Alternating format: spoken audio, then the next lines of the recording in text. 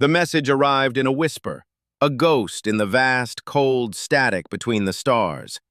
It was a simple mathematical sequence, a prime number count, buried within the cosmic background radiation. For the United Earth Federation, it was the answer to a question they had asked for 300 years. They were not alone. The signal originated from the Proxima Centauri system, humanity's own stellar neighbor. A wave of cautious optimism swept through the Federation. Contact, at last. Ambassadors were chosen, ships were prepared, and a message of peace and friendship was encoded and sent back, carrying the art, music, and history of humankind. The reply came not in weeks, but in hours. It was not a message of greeting, it was a declaration. The transmission was harsh, a series of guttural, grating sounds translated by the Federation's best xenolinguists. The species called themselves the Krill. They were a hive-minded, insectoid race that had consumed the resources of their own system and were now looking outward. Their message was simple. Humanity was a lesser species, a biological anomaly. Their worlds and their resources were now the property of the Krill overmind. Submit and be processed, or resist and be eliminated. To prove their intent, a single massive ship, a living asteroid converted into a world breaker, entered the Sol system. It didn't fire a shot. It simply positioned itself near a vital shipping lane and began to consume a small, automated mining platform, digesting it for raw materials. It was a demonstration of power, a predator sniffing at the door of the house. Panic, for a moment, was a real possibility. The Krill ship was a monstrous thing of organic rock and chitin, bristling with bioweaponry. It was unlike anything humanity had built. Military analysts, used to sleek, efficient, human-designed vessels, were stunned by its sheer, brutish scale. The initial estimates were grim. In a one-on-one fight, a single Krill dreadnought would likely overpower Earth's finest warship. But the analysts, in their shock, had forgotten one thing. They were looking at a single ship. They were not looking at the United Earth Federation Starfleet. The Federation Council convened an emergency session. The talking heads on the news channels debated surrender, negotiation, and last-ditch defenses. The atmosphere was thick with fear. Then, the fleet admiral of the Starfleet, a weathered woman named Elara Vance, asked for the floor. She was not a politician. She was a soldier, a woman who had spent 40 years in the cold void. She stood before the council, her uniform simple, her gray hair cropped short.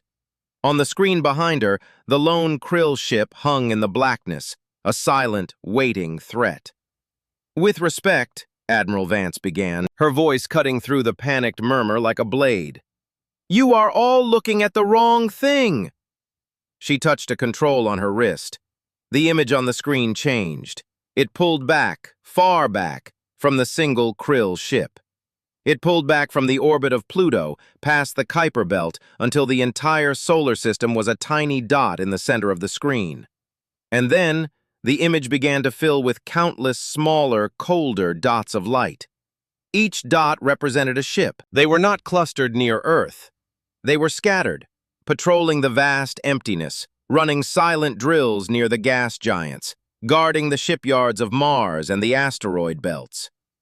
"You see a monster at our front door," Admiral Vance continued, her voice gaining strength. "I see one ship, threatening a species that has spent 3 centuries learning to survive in the most hostile environment we have ever known. We did not build a fleet to fight wars. We built it to explore, to mine, to trade, and to protect our people from the void itself." She let the image of the scattered dots sink in. "But when you learn to survive out there," she pointed at the starfield, "you learn to be efficient, you learn to be relentless, and you learn that the only way to guarantee safety is to be able to meet any threat, anywhere, at any time. The Krill have sent a single scout to test us. They are arrogant. They believe that because they are one and we are scattered, we are weak." The Admiral's eyes hardened. "They are wrong. We are not scattered because we are weak. We are scattered because we are everywhere. We have over 1,400 warships in active service. They are not all in one place because they don't need to be. They are protecting our civilization. But they can be in one place. She turned to face the council fully. Gentlemen, ladies, the Krill have shown us their hand. They have shown us their intent. They believe we will cower. They believe we will negotiate from a place of fear. I am here to tell you that we will do no such thing. I am requesting authorization for a fleet-wide mobilization. I want every ship with a weapon, from the Jovian defense platforms to the scout corvettes on the edge of the Oort cloud, to be recalled and reorganized. That single Krill ship is not a threat. It is an opportunity. It is a chance to show the Overmind exactly who they have decided to conquer. The fear in the chamber didn't vanish, but it transformed. It was no longer the cold dread of the unknown. It was the focused energy of a people preparing to defend their home. The vote was unanimous. Admiral Vance was given full military authority. The quiet hum of the council chamber was soon replaced by the thunderous, silent roar of a fleet being called to war. Across the solar system, from the crowded shipyards of Ceres to the lonely listening posts on Titan, the call went out. The hunters were coming home. The mobilization was a logistical marvel. For 3 weeks, the Sol system hummed with an intensity never seen before. The lone Krill ship, which they had named the World Eater, watched. It observed the sudden, frantic activity. It saw the countless small ships buzzing around Earth and Mars. To its alien mind, it was the chaotic scrambling of prey. They were consolidating their forces out of fear, preparing for a last, desperate stand. The Overmind, feeling the simple, primal emotions of its scout, was pleased. The humans were predictable. They would huddle together, making it easier for the main swarm to consume them all at once. It sent a message back to the homeworld, a message of contempt. Prey is gathering. The hunt will be simple. The Overmind had no concept of unity as a strength. It understood the swarm, the many acting as one under a single will. It saw humanity's individual ships as isolated nerve endings, soon to be severed. It could not comprehend the idea of a civilization willingly coming together, not out of fear, but out of a shared, unshakable resolve. Admiral Vance stood on the observation deck of the flagship, the UEF Legacy. Below her, in the darkness between Earth and the Moon, a city of steel and fire was taking shape. Ships of every class, from the massive kilometer-long dreadnoughts to the swift, agile frigates, were forming into precise formations. They were not a chaotic swarm. They were a structured, organized armada. Each ship had its place, its role, its captain and crew who had trained for years for a moment no one truly believed would come. Her comm channel was a constant low hum of chatter. Fleet logistics, squadron leaders, weapons officers, all reporting in, their voices calm, professional. The fear was there, a cold knot in every stomach, but it was buried under layers of training and duty. They were no longer miners, explorers, or traders. They were the shield of humanity. The World Eater, now aware that its presence had triggered a full military response, finally stirred from its position. It began to move, slowly, inexorably, towards the inner system. It was a glacier of death, and its target was clear: Earth. "Admiral," her tactical officer, a young man named Lin, reported, "the Krill vessel has altered its course. It's on a direct intercept trajectory for Earth. Estimated time to weapons range, 6 hours.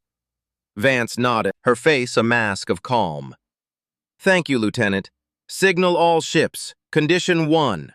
I want a defensive perimeter established at the lunar L2 point. We will not engage Earth orbit. We will meet them out here where we have room to move." The order went out and the city of ships began to move. It was a sight of terrifying beauty. 1,400 engines ignited, painting the void with a soft, blue-white glow. They flowed as one, a river of human ingenuity and power, positioning themselves between the oncoming monster and the pale blue dot they called home. As the World Eater grew larger on their scopes, its horrifying details became clear. Its surface was not smooth metal, but a jagged landscape of rocky armor plates, punctuated by oozing organic cannon ports and massive grinding mandibles at its bow, designed to chew through asteroids and ships alike. It was a living weapon, and it radiated a sense of alien hunger. The krill, observing the human fleet's movement, were confused. The prey was not huddling. They were forming a line. They were standing in the way. The Overmind sent a simple, contemptuous command to its scout. Show them their futility. Destroy their center. A single massive cannon port on the World Eater's flank pulsed with a sickly green light. A moment later, a bolt of superheated plasma the size of a small moon lanced across the void. It was aimed directly at the heart of the human formation, at the UEF legacy. "Brace for impact!" Lynn yelled. But Admiral Vance didn't flinch. She watched the fiery bolt arc towards them. At the last possible second, a dozen ships from the formation's edge, the fastest frigates, fired their own engines in a perfectly timed burst. They weren't firing weapons. They were creating a field of reflective drones, thin, mirrored sheets that deployed in the path of the plasma bolt. The bolt, a beam of pure energy, hit the field and was scattered, refracted. Its deadly energy dispersed into the empty void around them. A near miss that wasn't a miss at all. It was a calculated deflection. The message was clear. You will not touch our hearts so easily. The World Eater paused, its simple mind trying to process what had just happened. Its most powerful weapon had been deflected by little ships and shiny things. For the first time, a flicker of something other than contempt passed through the hive mind. It was confusion. And then, the confusion was replaced by a new sensation as Admiral Vance gave her next order. "All ships," she said, her voice echoing in the bridge of every vessel in the fleet. "Unleash your arsenal." It did not begin with a single massive shot. It began with 1,000 smaller ones. The frigates, now repositioned, opened fire with rapid-fire railguns, sending streams of hypervelocity tungsten rods at the World Eater. They were like needles, but 1,000,000 of them, peppering the creature's rocky hide, chipping away at its armor, forcing it to divert energy to its defensive screens. Then, the cruisers joined in. Their missile bays opened, and a swarm of intelligent projectiles shot towards the krill ship. They didn't just fly in a straight line. They swarmed, they dodged, they corkscrewed, confounding the World Eater's point defense biocannons, which spat clouds of acidic spores to intercept them. Many missiles were lost, dissolving in the acid clouds, but many more got through. They struck the World Eater's hull, and this time, they didn't just chip. They dug.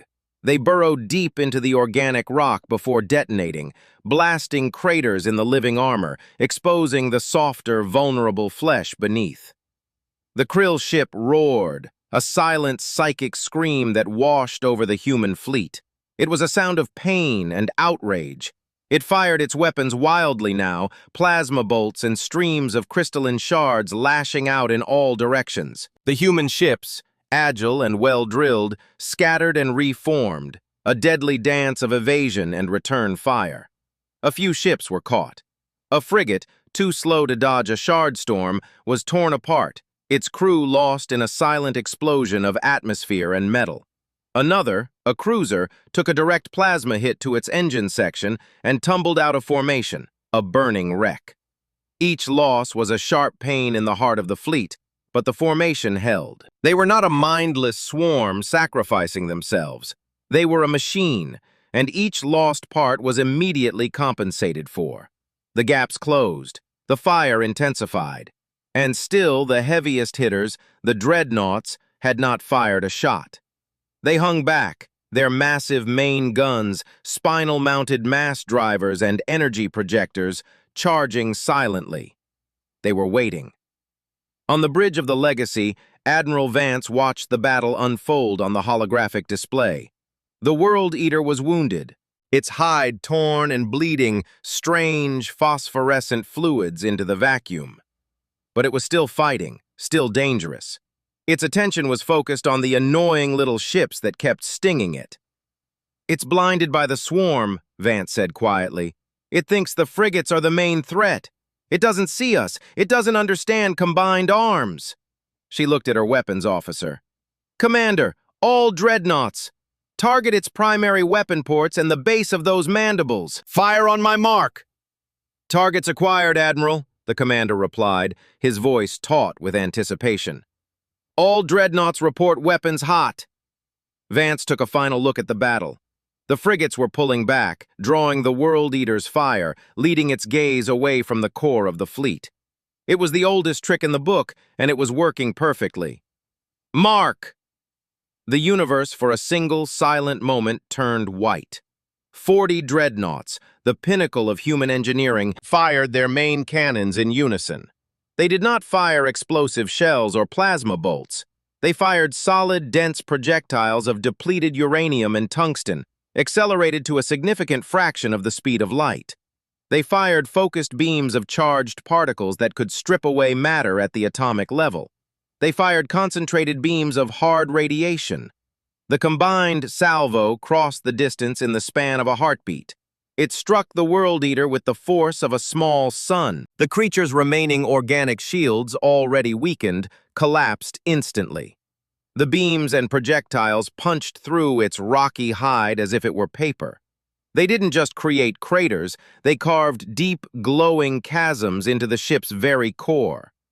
The primary weapon ports, oozing with sickly light, were vaporized.